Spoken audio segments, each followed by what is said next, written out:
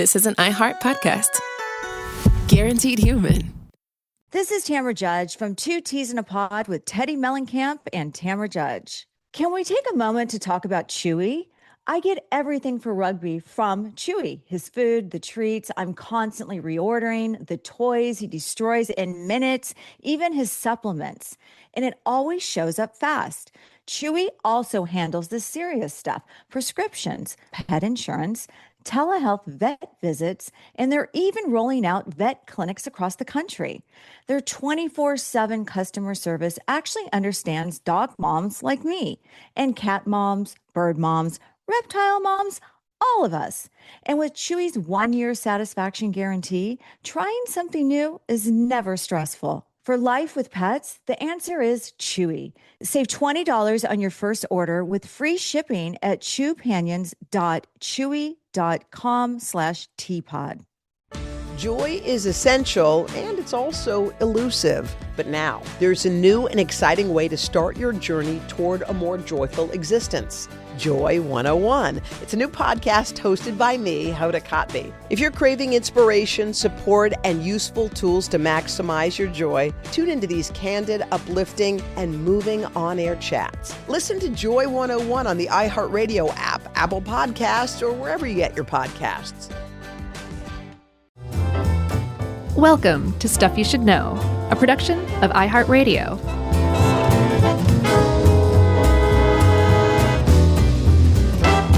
Hey, and welcome to the podcast. I'm Josh, and there's Chuck, and there's Jerry, and this is Stuff You Should Know. Are y'all hopped up? I used to be, man. I used to drink energy drinks a lot. I think I remember that. Especially, I would definitely drink at least one before we would go on stage. And That's I could right. tell a big difference between not doing that and doing that for sure. Yeah, so I just want to caveat all this. I don't want to sound like a Debbie Downer with how I talk about energy drinks. Mm-hmm. I find them disgusting. Like the taste or like the whole concept? The taste, okay, absolutely not for me. Like I don't even really drink soda ever. Oh, yeah. It's like, a couple of Cokes a year maybe and a couple of Fanta oranges, maybe a root beer, like 6 or 7. I've talked about this before. So obviously, if I'm not even into soda really, an energy drink flavor-wise, it's a lot for my tender taste buds. But I'm also just not a caffeine hound. I don't, and I know a lot of people really maybe depend on this stuff or enjoy it and like to be energized in that way, but it's just not my style. I don't like the heart racing feeling. I don't like feeling ganked up. It's just not my personality. So if I do sound a little like energy drink, like a little thumbs downy, then that's kind of where that's coming from. It's just not my bag. To each his own. Don't want to yuck someone's yum. Right. Although we will get into the sort of the whether or not they're good for you, obviously. But I just wanted to caveat this episode with that. Yeah. We're not going to let this one turn into the vaping episode. How about that? I don't even remember what we said in that one. Oh, we poo-pooed every bit of it. We did, yes, didn't we? Quite overtly, yeah. It's kind of playing out though now, right? It is, because I can tell you just anecdotally, I'm seeing way more people smoking cigarettes these days than I did 5-10 years ago. Oh, 5 really? years ago. People are going back to cigarettes? Or Yeah, that was the whole problem with vaping. It was like people who had never smoked were like, oh, vaping's good for you, I'll try that. And then they're like, well, I wonder what these cigarettes are like. And now they're hooked on cigarettes. Oh, interesting. Yep. Or the vapors were like, oh, it's not so awesome to just puff huge clouds of coconut pineapple flavored garbage. Chemistry. It's gross. Yeah. All right. So energy drinks, right? Yeah. I mean, I bring up the vape episode not just because of that, but because energy drinks do kind of bear like a weird similarity to it. Like there's a lot of chemistry going on. There's a lot of unproven claims, and yet people are definitely into them. There's no denying it. And I won't yuck anybody's yum either. I don't really drink them much anymore, but I do enjoy when I have more to do than usual on a particular day, right? Okay. But I'd say we start out with the history of energy drinks, which, I mean, you can make a case that Coca-Cola was an energy drink when it had cocaine in it, but energy drinks as we understand them today actually start back around 1949. in Tennessee, of all places. Right. This is in Johnson City, Tennessee. The first, well, I don't know about the first, but it was, well, it definitely wasn't the first, but it was a part of the early medicinal soda trends that was going on back then, along with Coke. And we're talking about Dr. Enough, ENUF, which started in 49 with, it was basically like a soda, but they had some potassium and some B vitamins thrown in. And it was and still is, it's still around. It's hard to find, but you can find it here and there in certain southern states. But it's not everywhere. Like I've never really seen it on shelves. I've never even heard of it. Oh, really? Yeah, I haven't seen it on shelves in Georgia, but I think it's marketed as sort of like one of those like old kind of tonic elixir sort of things. Gotcha. So that's established as the beachhead of possibly the first energy drink. What really kind of takes that mantle and runs with it is something called Lipovitan D. That's how I'm pronouncing it. Great name for a marketable drink. Doesn't exactly roll off the tongue, and it sounds like it would taste really awful, and apparently it did. But it came out of Japan because back in the 50s when it came out, Japan was like super into working 14 or 16 hours during the day, eating standing up in like 5 minutes and then getting back to work. Like basically everything, like if you ever saw, what was that automaker movie with Michael Keaton? Gung Ho. Japanese. Yes. If you ever saw Gung Ho, like that caricature of Japanese business, it's not entirely just completely stereotypical. It's not based on just nothing. You know what I mean? Yeah, but this was in the 50s when methamphetamines were pre-1953 in Japan at least were legal, and like there were all kinds of like fine upstanding citizens across the world eating uppers basically to get more done. And they, like I said, they weren't illegal at the time. I think there weren't people out there screaming about ill health effects. So all they knew was this was go juice and I can get a lot more done. And they certainly, at least in part, helped fuel that kind of 1950s Japanese business work ethic. Yeah, it also helped Jack Kerouac write On the Road in like 48 hours on a single long sheet of paper, as I understand. 100%. So the Japanese were into amphetamine like most of the world was at that time. But then the Narcotics and Psychotropics Control Act was passed in that country. And they said, no more methamphetamines, everybody. You're getting out of hand. And so the Taisho pharmaceutical company said, we can't use speed anymore, but I suspect that people are going to really want something that makes them feel that way. So let's come up with an elixir. And that elixir that they came up with was Lipovitan D. That's right.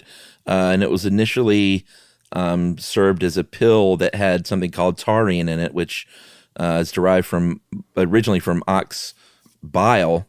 Mm-hmm. But they synthesized it, a long time ago. And we'll talk about what that is more, but it's a key ingredient in modern energy drinks. Mm-hmm. But they made that into a liquid. They served it in a little glass bottle called an ampule. And it had a little membrane and you could stick a straw through it. And it became kind of the go-to. And it was small. It was sort of, if you've ever seen a 5-hour energy, it was kind of that size, it looked like. Yeah. And Japan was like, this is great. I don't know why you took the pill and turned it into some disgusting tasting like liquid that we have to drink, but we like it. Probably because it hit you a lot faster. That's what I'm guessing.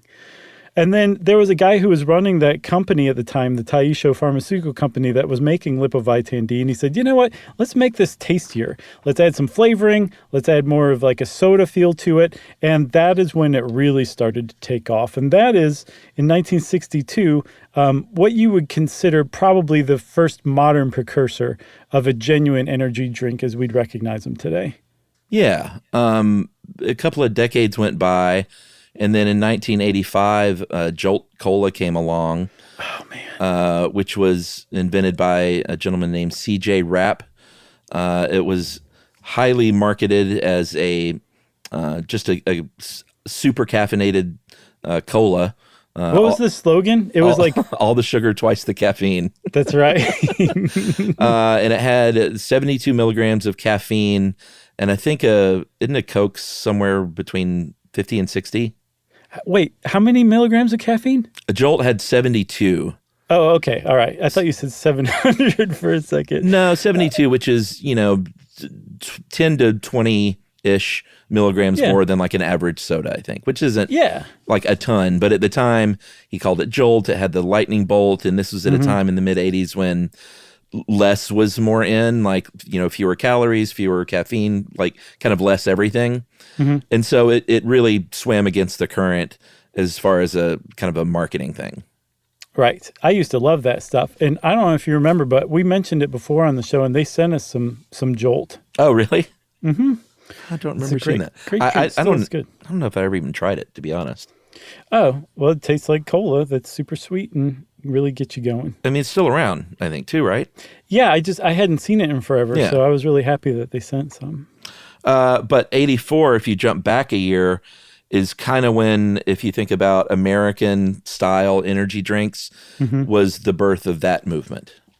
Yeah, because, Jolt Cola is like all in fun. It's about being hyper, that kind of thing. But it's not like a drink that's designed to give you like a form of energy that you can be productive with or increase your performance with. And that seems to be like the baseline point of energy drinks. And that really finds, well, I guess Lipovitan D really fits that bill.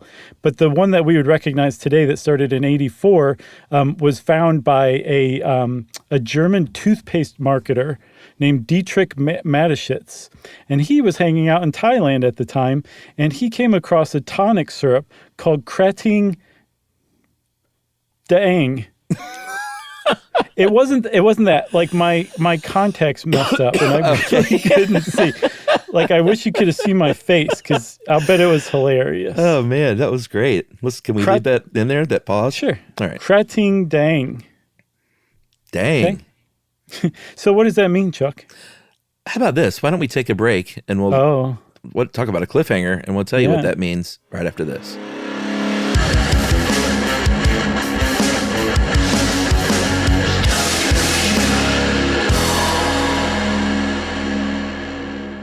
This is Tamara Judge from Two Teas in a Pod with Teddy Mellencamp and Tamara Judge. Tamara here. As you know, my dog Rugby is like one of my kids, and I don't play around when it comes to taking care of him. Chewy is where I get everything he needs. He loves food, so always stocking up on treats and toys from Chewy, which my husband Eddie likes to buy for him. It always shows up fast, which is exactly how I like things. Chewy also handles the serious stuff, prescriptions, pet insurance, and the telehealth vet visits. And now they're opening up vet clinics across the country. And their 24/7 customer service, they just understand pet people. Plus, with Chewy's 1-year satisfaction guarantee, trying new things is never stressful. Chewy just makes caring for Rugby easier, and that matters to me. For life with pets, the answer is Chewy. Save $20 on your first order with free shipping at chewpanions.chewy.com/teapod. Joy is essential, and it's also elusive. You can't order it, you can't borrow it, or simply hope it into life. But now, there's a new and exciting way to start your journey toward a more joyful existence. Joy 101. It's a new podcast hosted by me, Hoda Kotb. Together, guys, we'll have meaningful conversations with the world's most fascinating people. Entertainment legends, sports icons, wellness experts, and everyday people will share how they find, allow, and experience joy. And I'll offer some of my own tips and takes on seeking a more balanced and harmonious life. If you're craving inspiration, support, and useful tools to maximize your joy, tune into these candid, uplifting, and moving on-air chats. Joy after a breakup, joy as an empty nester, joy after a loss, joy as a caretaker. This new podcast will speak to you. Listen to Joy 101 on the iHeartRadio app, Apple Podcasts, or wherever you get your podcasts. Keith Giamanco seemed like a mild-mannered suburban dad, but secretly, he became someone else, a master of disguise who went on a crime spree. At the time, did it seem like a crazy idea? It seemed very crazy, but I felt so desperate that I felt it was the quickest, easiest way out. Did you allow yourself to think about how it could go wrong and what that might look like? No, I didn't want to manifest that. I was trying to manifest success. Every family has its secrets. But what happens when you discover that your dad has been living a double life? That is not the look of an innocent man. This is going to change my life and my family dynamic forever, because everything that had existed prior in my reality is now untrue. Listen to Deep Cover The Family Man on the iHeartRadio app, Apple Podcasts, or wherever you get your podcasts. Here's something that should not be as complicated as it is: getting a racist statue removed. And here's something that should be a whole lot easier than it is: getting a new one put up in its place. As long as there's a politics of race in America, there's going to be a politics of remembering the Civil War. To get to school, I had to go down Robert E. Lee Boulevard. Get to the grocery store, I had to go down Jefferson Davis Parkway. If you're an historian and you leave out half of what the history is, you're not doing your job. I'm Akilah Hughes, and Rebel Spirit Season 2 goes deep on both of those things: the fights, the politics, the people who won, and my personal campaign to add something to the Kentucky State House that's actually worth the wall space. We are more than our bodies. We contain essence. We contain spirit. How do you represent that? They are just fueling a fire that is really catching. You'll see what I mean. Listen to Rebel Spirit Season 2 on the iHeartRadio app, Apple Podcasts, or wherever you get your podcasts.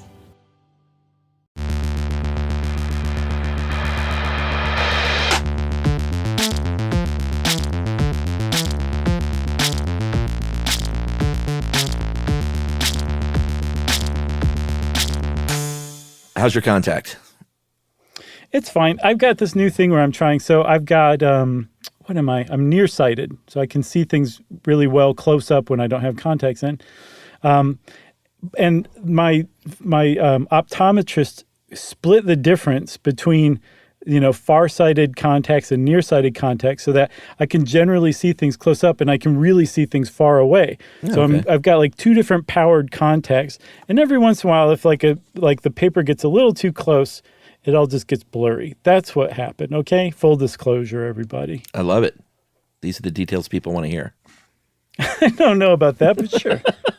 All right. So where we left off was in 1984, Dietrich Mateschitz was marketing for toothpaste, was hanging out in Thailand, discovered the tonic syrup called Krating Dang. And that was developed in the mid-70s. And if you want to translate that into English, that means what? No, I set you up for it. You take it. It means Red Bull. Yeah. And you might say, oh, okay, Red Bull. But where'd the Red Bull come from? Its origin story is even more complete than we've led on, because the Red Bull refers to taurine, which is, again, named after bulls. Taurus is the bull. And the reason why it's named after bulls is because it was first extracted from ox bile, which is awesome. Right. So if you ever heard, I kind of remember early on in Red Bull's life when people would kind of spread the urban legend that there was like bull urine and stuff like that in it, and that's how it's derived. I remember that. Yeah, I totally do. Obviously, none of that is true. It may have had something to do with the ox bile origin. Surely. Yeah, I'm guessing so. And the fact that there was trace amounts of bull semen in there. No. Just not bull urine. That's crazy. But like we said, that had been synthesized for decades, so it's not like they were using real ox bile anyway. Right, exactly. So Dietrich Mateschitz, he went from marketing Blendax toothpaste to taking this tonic, the Red Bull tonic, Krating Dang. Just can't quite get it. Yeah. And he said, I want to do something with this. I think people are going to go crazy for this. So he got his hands on a license. He spent 3 years turning it into a carbonated beverage rather than just a tonic syrup, messed with the taste, came up with a great marketing plan, and launched it in 1987 in Austria and Germany to great success. Yeah, he sold a lot of it, and early, just kind of from the beginning, Red Bull had a very guerrilla style marketing thing as far as those cars that you see that are wrapped in Red Bull ads, and Have the can on them? Yeah, and like Red Bull parties and stuff like that. They had animated TV commercials over there that were really catchy. And it really caught on not only there, but it obviously worked its way through Europe, eventually found its way to the US, where it became tied to car racing and extreme sports. And you and I even did that, was it like a Soapbox Derby? Soapbox Derby, where we were called upon to judge the Soapbox Derby, right? Who was it? Was it Young Jock? I think so. There was a rapper that was with us.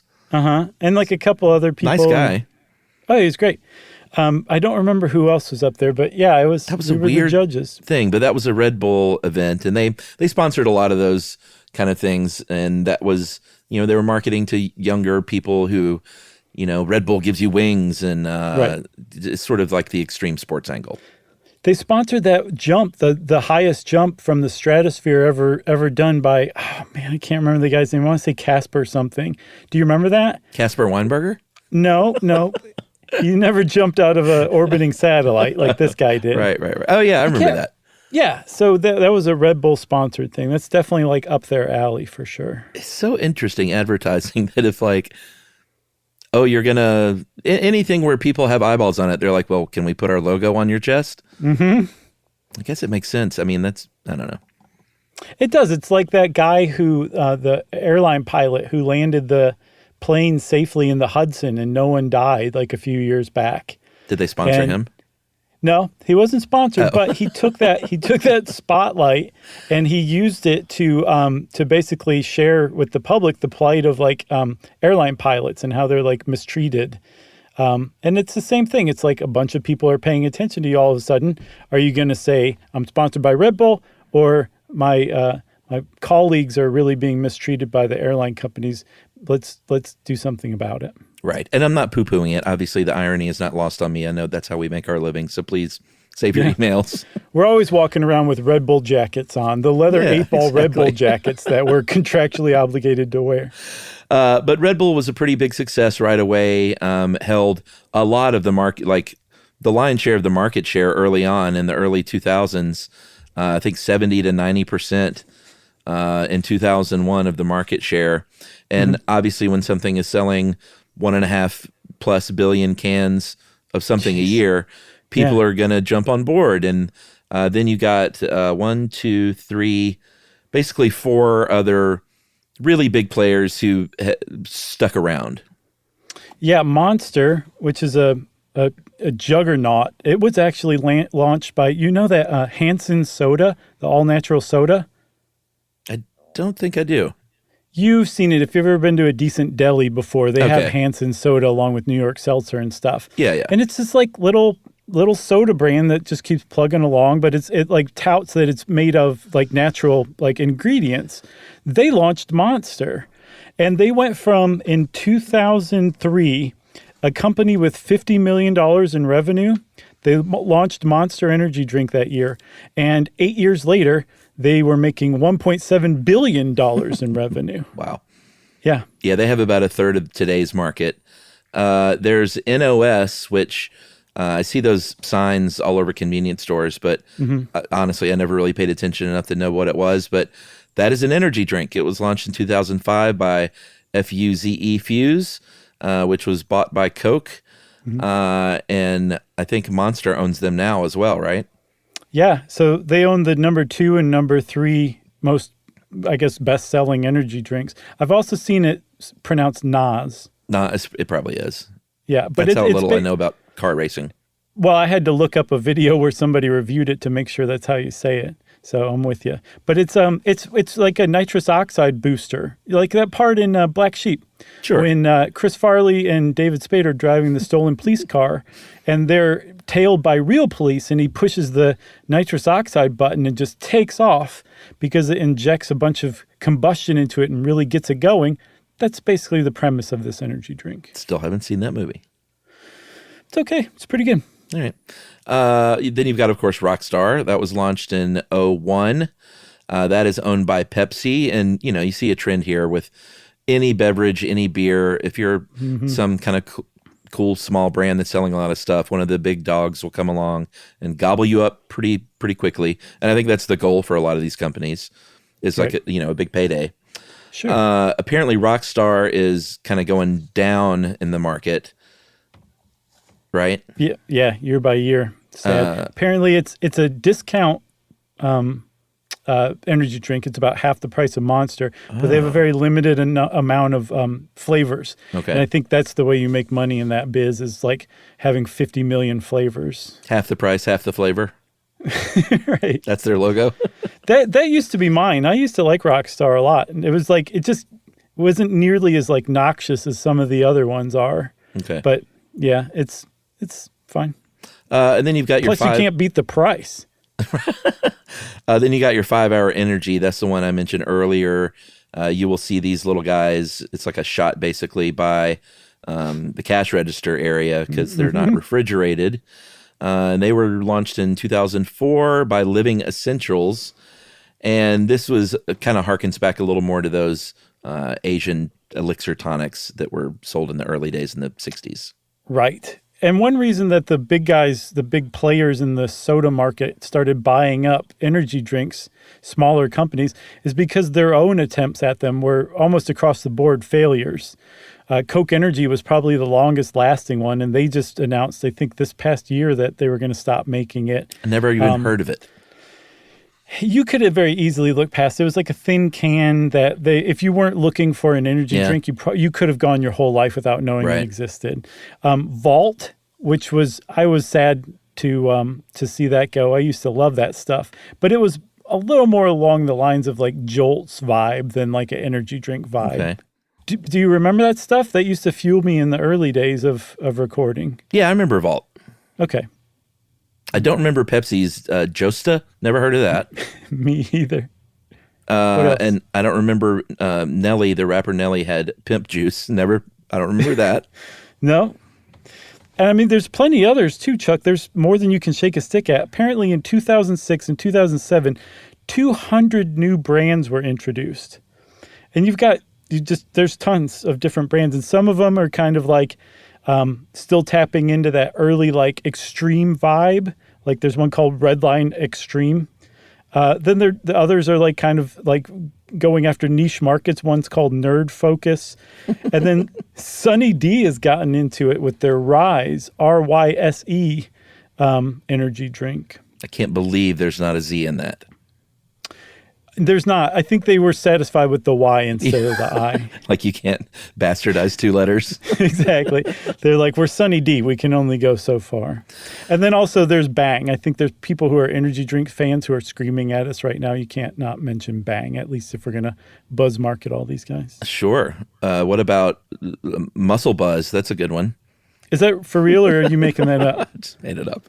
Oh, because I could see it both ways. No, it totally could be a real thing. No, I'm sure there are still smaller brands out there, like you said, that they have their like loyalists. Yeah. But whenever you're talking about something like this, it seems to boil down to like 4 or 5 kind of the big boys. Right. And big boys is right because I think a couple of years ago, the global market was about $45 billion total. Mm-hmm. And Ed Grabanowski helped us out with this one. He does point out that, like statistically, if you look at like the Wall Street Journal, they'll talk about Europe and Russia and North America, but those are just because they're traded publicly. I'm sure that in Asia they still have some of the hot selling smaller tonics that just aren't publicly listed like that. Right. At least not on the New York Stock Exchange. No. Who needs it? So you said in 2020 it was worth $45 billion, right? Yeah. I saw predicted by 2031, less than a decade from now, it'll reach $108 billion. Wow. And 90% of that will go toward Nerd Focus. That's my prediction. We should talk about what's in these things, right? Yeah. First and foremost, Chuck, is sugar, sugar, sugar. Yeah. They're very sweet. And that's probably why, like, I like sugar. I like ice cream and desserts and things, but yeah, just get a bag down from the counter and a spoon and there you go. I don't love really sugary drinks though, as evidenced by my lack of cola consumption. I think that may be one of my biggest turnoffs out of the gate is just how sweet they are. Yeah. Man, you're really doing yourself a favor by avoiding that stuff.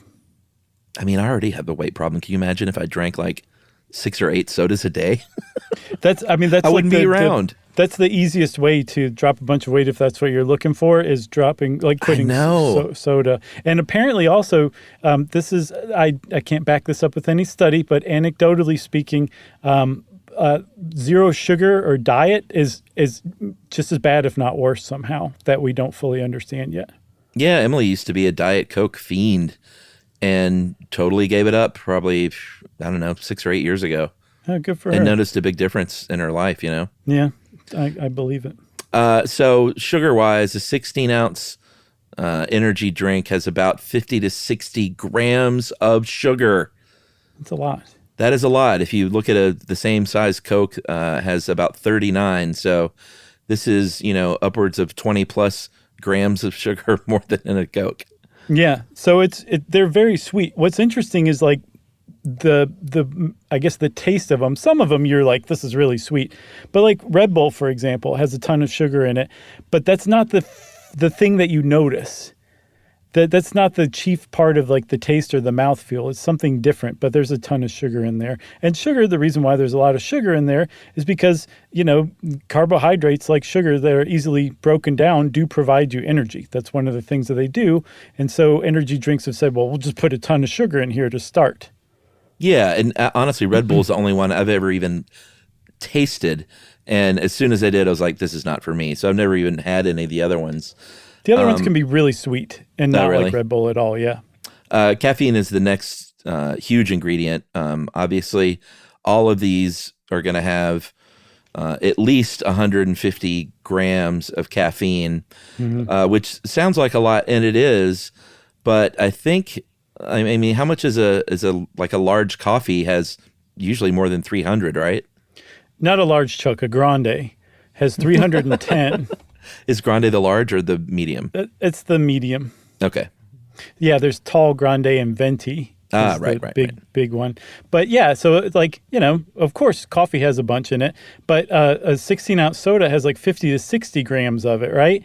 And some of these, 160 is a good average from what I saw, 160 grams of caffeine in like a 16-ounce, like one of those tall boy cans of an energy drink. So there's a lot more than there is in soda, but not quite as much in coffee. The thing is, some of those energy drinks do go up to like 300. Like I know Bang has 300 grams of caffeine in it. So basically double the average caffeine that you'll find in other energy drinks. And that's just the listed stuff. As we'll see, there are, from what I can tell, depending on what it's regulated as, no requirements for listing how much caffeine is in it. And if they are required to list how much caffeine is in it, they only have to put the amount of caffeine that they're actually putting in. Like caffeine powder that was synthesized in a lab that they put into their drink, that's the only stuff that they would need to list. And there's a lot of other caffeine sources in it. I just don't see how that could still be possible. Because the FDA is just totally owned by everybody but the American people. That's why. Yeah. It's just sad. And we've done episodes on that. Does the FDA protect Americans? Yeah. The really eye-opening one we did on supplements, you remember? Yeah. Oh, yeah. Like an energy drink can be regulated as a beverage, a food item, or as a supplement, like a vitamin. And the food item is more regulated than the supplement is. Right. And that's just classic FDA. Yeah, and I'm not even saying like, hey, government, you should put a cap on things. But it's just hard to believe they don't even have to list what is in these things. Right. Yeah, it is very hard, especially when you start, really kind of digging into how much stuff is in these things, and that we don't fully understand how some of these things actually affect us, especially over the long term.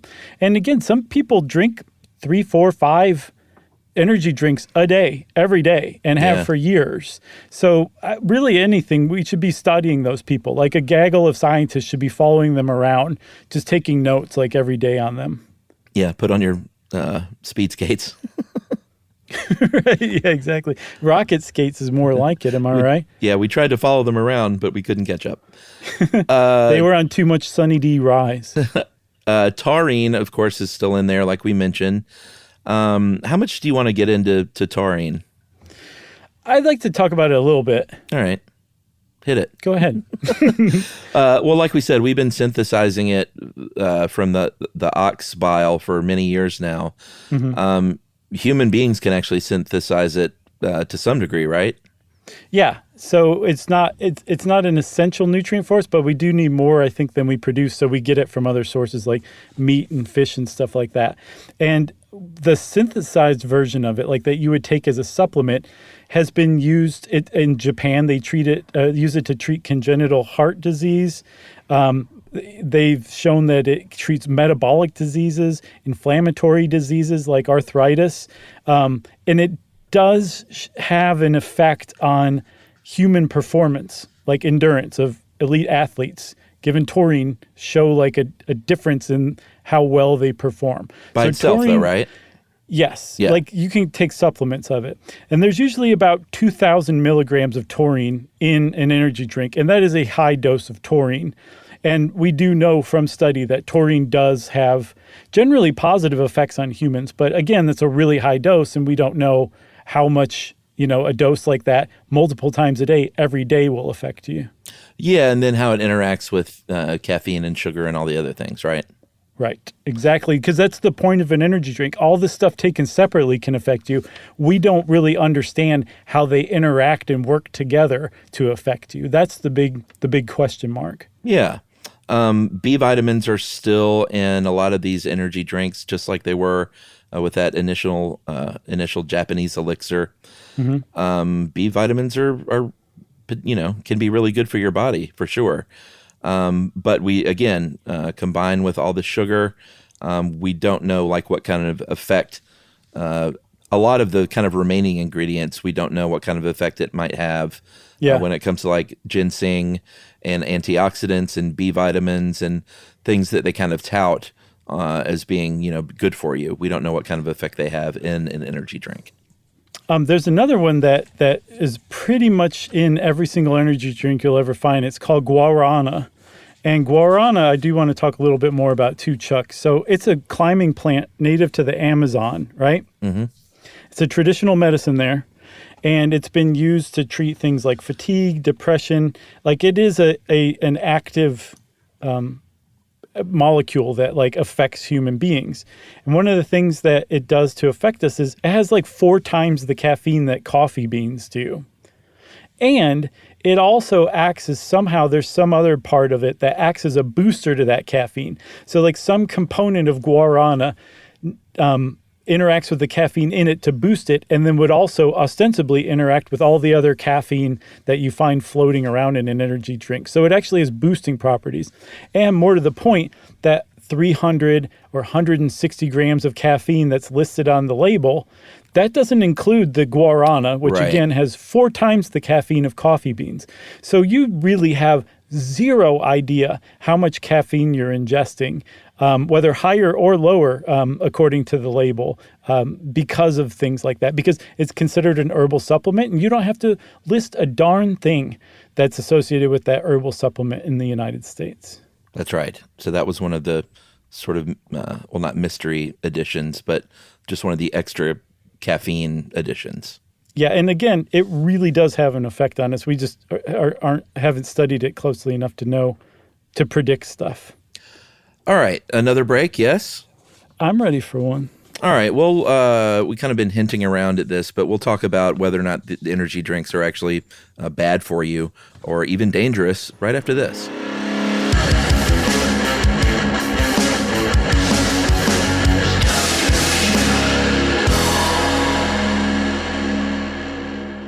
This is Tamara Judge from Two Teas in a Pod with Teddy Mellencamp and Tamara Judge. Tamara here. As you know, my dog Rugby is like one of my kids, and I don't play around when it comes to taking care of him. Chewy is where I get everything he needs. He loves food, so always stocking up on treats and toys from Chewy, which my husband Eddie likes to buy for him. It always shows up fast, which is exactly how I like things.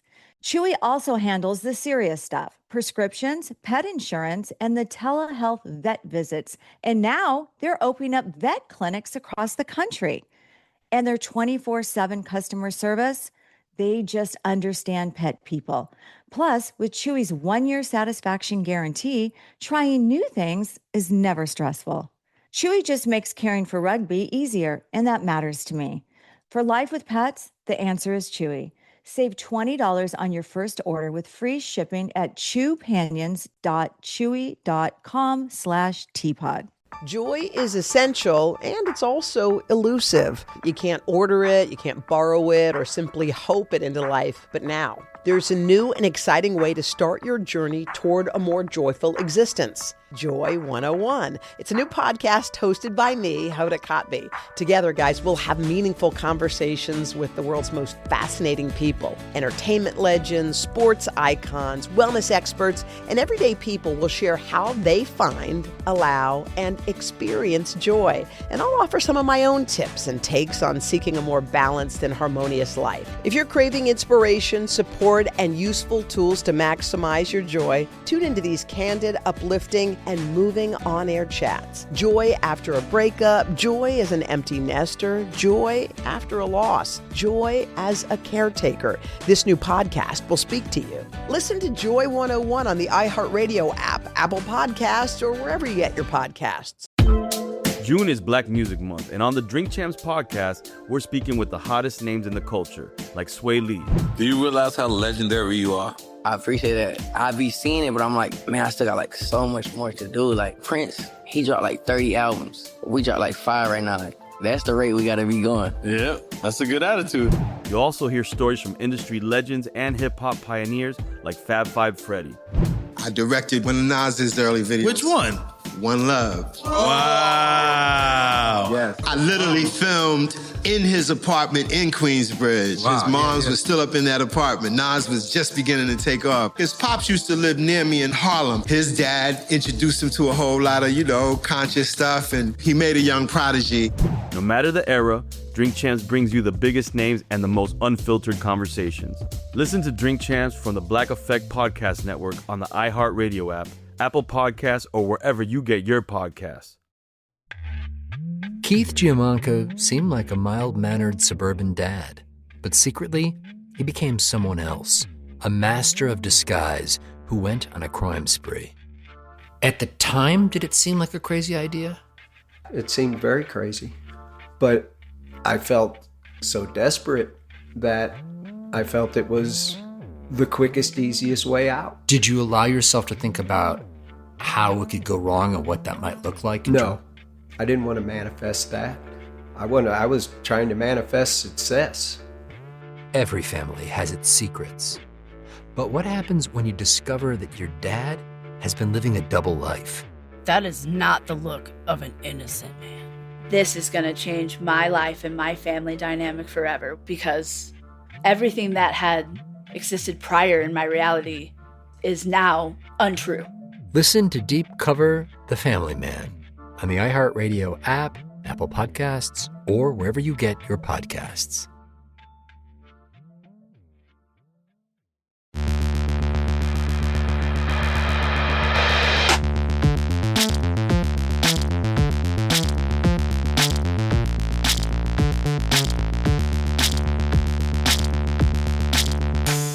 All right, Chuck. So energy drinks, bad for you? Go. Well, here's the deal. After researching this stuff, a couple of things are clear. One is kind of like with most things, if you have the occasional energy drink and it's something that you have in moderation, it's probably not terrible for you. It has got a ton of sugar and a ton of caffeine. So just like any other sugary sodas or loads of caffeine, all that stuff in moderation is probably okay. Mm-hmm. We're not doctors, so if you have like a heart condition or super high blood pressure, or like arrhythmias and things like that, and you want to drink a lot of energy drinks, like you may want to talk to your doctor and say, hey, is this a bad idea? Mm-hmm. Because there have been, and this, we want to point out, this doesn't mean that this is an open and shut deal, but there have been a lot of lawsuits brought against energy drink companies because of health problems that people have had that they at least claim stem. And I think they think it stems from energy drinks, but I think what we can probably say is, and what the defendant will say, which is to say these big companies, is, hey, you can't draw a straight line from your stroke to my energy drink. It's like there's a lot of factors going on with your life. Right. But I don't know if any of these has been settled yet. I haven't heard, but the lawsuits definitely say like, hey, my kid was totally fine until she started drinking energy drinks. And there's a really famous case from 2011 of a girl in Maryland who was 14 at the time.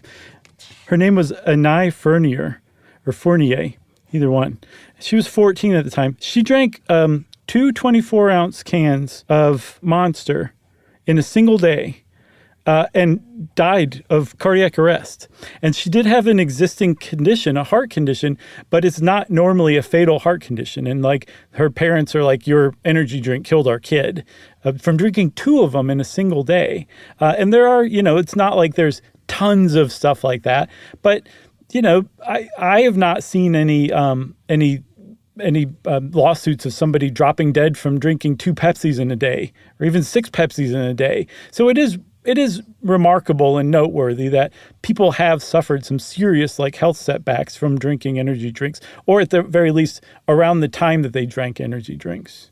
Yeah, I mean, her autopsy straight up said that caffeine toxicity was a factor in her death. It didn't say, and again, this is where the defense will come for these things, is like, hey, she had a heart issue already, or, if you look through all of these lawsuits, there are other contributing factors. Right. But certainly, like I said, if you have a heart condition or really high blood pressure and you're mowing down six tall boy energy drinks a day, it can certainly lead to some poor health outcomes. It certainly can, especially, yeah, like you said, if you have a pre-existing condition, especially like hypertension or heart disease, because caffeine is very well known to constrict your blood vessels, but at the same time, it releases adrenaline, which increases blood flow. So you've got more blood trying to flow through tighter blood vessels, and that also occurs in your brain as well, and it can, that's ripe for a stroke. It's ripe for a heart attack. It can make your heart like palpitate. There's just a lot of things that theoretically could happen and may have happened if these lawsuits pan out correctly, that from drinking energy drinks. But again, like you said, generally, in having one once in a while, especially if you don't have a pre-existing condition, is probably not going to hurt you. Yeah, I think one area that they definitely have kind of made people a little more aware of in the past 10 years is alcohol in energy drinks. Right. I know vodka and Red Bull was a really hot drink order for a while at least, and it feels like about the mid-ish 2000s. Have you ever had one? No, I don't drink Red Bull. Oh, that's right. It's a totally different animal. The two things combine to create something totally different. So I can totally see why this is not a smart thing to do.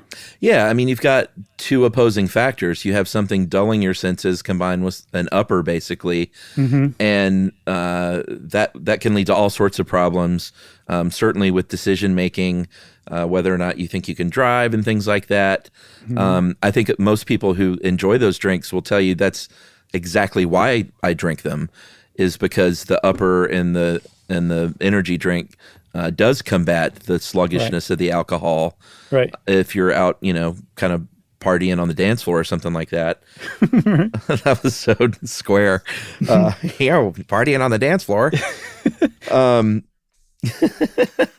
But for a while there, they were actually selling Four Loko was a drink that was a pre-mixed vodka energy drink with all the standard energy drink ingredients, and the FDA basically kind of came out in 2010 and with a stern warning to stop producing those. Yeah, and it basically effectively banned them, didn't it? Yeah, it did. It said we really strongly advise you against that. And I would guess that if the FDA advises you against that and you keep doing it, you're really opening up yourself to lawsuits, especially if you are harming people. And there's a really widely cited study from 2000. Well, after 2011, because that was the last date they went up to, but it was the DAWN report, Drug Abuse Warning Network report. And they studied emergency department ED visits that involved energy drinks among people 12 or older. And between 2007 and 2011, the emergency department visits doubled from 10,068 to 20,783 in just a few years. And so a lot of people point to that and say, yeah, energy drinks are toxic. They're poison. They're going to kill you. They're going to, at the very least, send you to the hospital. And other people who are like, well, hold on, let's not get into a moral panic over this. These were the Four Loko years. And basically people agree that widely skewed the number of emergency department visits because mixing alcohol and energy drinks is such a bad idea and has these horrid effects. As far as I know, nobody's done a follow-up study to see if it declined after Four Loko stopped being made with alcohol or with the caffeine and the taurine and the guarine. I think it's still made, but it's just like a sweet malt beverage, malt liquor beverage now. Now, do you know if bars have ceased to serve those mixed drinks from fear of lawsuits? Not that I know of. I'm surprised that no one's brought a lawsuit against a club, nightclub that served someone, 9 Red Bull and vodkas. Yeah, or maybe it has happened. Yeah, maybe it has. It just hasn't made the news. Who knows? There have been studies as far as just heart rate and stuff like that. There was one, and this wasn't a huge population study, but 15 healthy people between 18 and 40, and they had them consume 2 cans of one of the big brands basically every day for a week, and kind of across the board they found significant increases in both heart rate and blood pressure, sort of on a day-by-day basis. So yeah, I mean, a significant increase. Yeah, I mean, I guess that's what people are after. So it's not like we're surprised by any of this, but that's just to say that when you're increasing your heart rate at a steady pace, sustained pace, and your blood pressure, that's not great for your body. No, and one of the other things that turned up in that study is that it had a cumulative effect. So your heart rate increased by 8% on day 1 and then 11% on day 7. So it had a buildup effect. Your body didn't get used to it. Your body became more sensitive to it, it seemed like. So that was 1 week. Imagine drinking more than 2 for multiple years. You can imagine that it could conceivably have a really bad effect on your long-term cardiovascular health.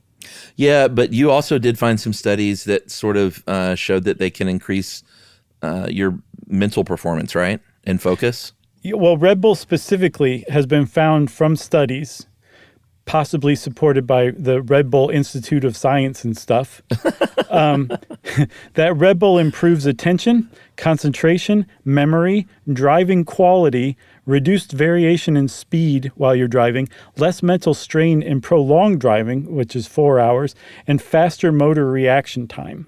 It does have that effect on you. Again, it's just a question of, what's the health trade-off if there is any, and we definitely need more study on that. Well, they probably could find the same result in a methamphetamine study, Right, exactly.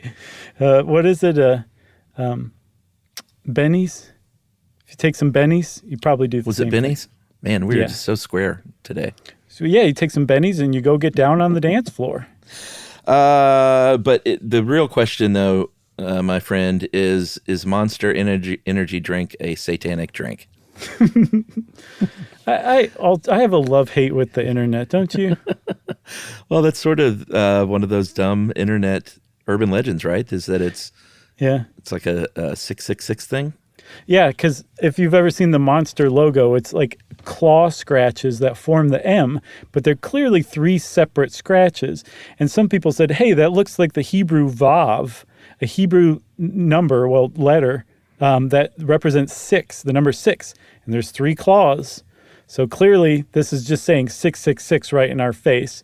Their slogan is Unleash the Beast, which is, of course, another name for the devil. Mm-hmm. And apparently, if you look closely, I see what people are saying. If you look at the O in Monster on the logo, there's like a cross in the middle of it, like a plus sign. Mm-hmm. But the cross section is down a little further, so that if you tip it up, you're looking at an upside down cross when you in drink the it. logo. Yeah, it's just, this is what happens when you drink too much energy drink. To say, You start paying attention to stuff like this. It was wholly created from people drinking this stuff at the time.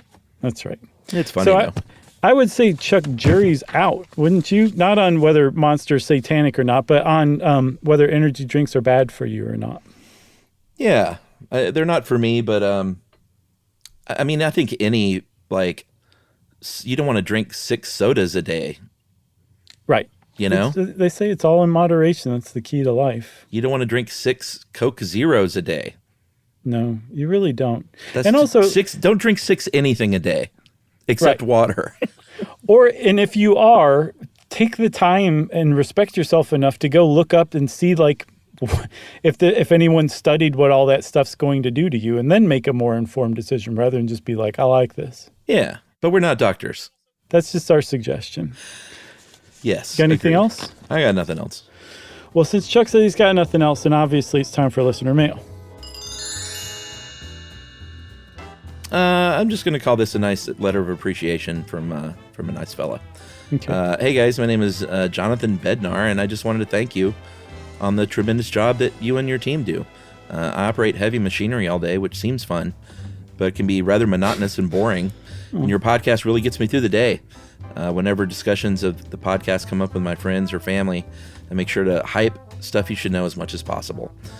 Just the array of topics that are researched so thoroughly is really refreshing. And I just leave off of whatever episode I was on and keep on going, because even the, quote, boring sounding ones, end quote, sometimes end up being the most interesting. So thanks a lot, guys. And P.S. I've listened to Josh Clark's Into the World podcast about 5 times now. Wow, thank you. Very fascinating stuff all the way around. So go check out Into the World with Josh Clark. If you're into movies, go listen to the Retired Movie Crush, but there's still a lot of absolutely really fun, great Movie Crush episodes out there you can go listen to. And it's good stuff. So thanks, Jonathan, for that word of support. We need those these days. Yes. Thanks a lot, Jonathan. It is nice to hear that kind of thing. And if you want to be like Jonathan and send us a word of support, we're always open to that. You can send it to stuffpodcast@iheartradio.com. Stuff You Should Know is a production of iHeartRadio. For more podcasts from iHeartRadio, visit the iHeartRadio app, Apple Podcasts, or wherever you listen to your favorite shows.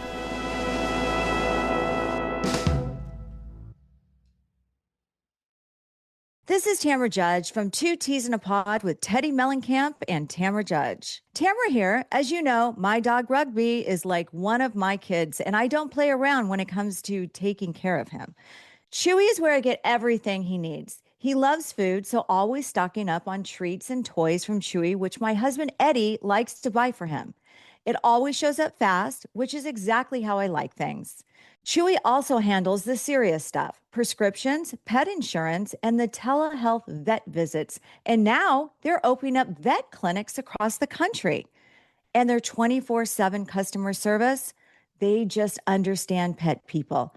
Plus, with Chewy's 1-year satisfaction guarantee, trying new things is never stressful. Chewy just makes caring for Rugby easier, and that matters to me. For life with pets, the answer is Chewy.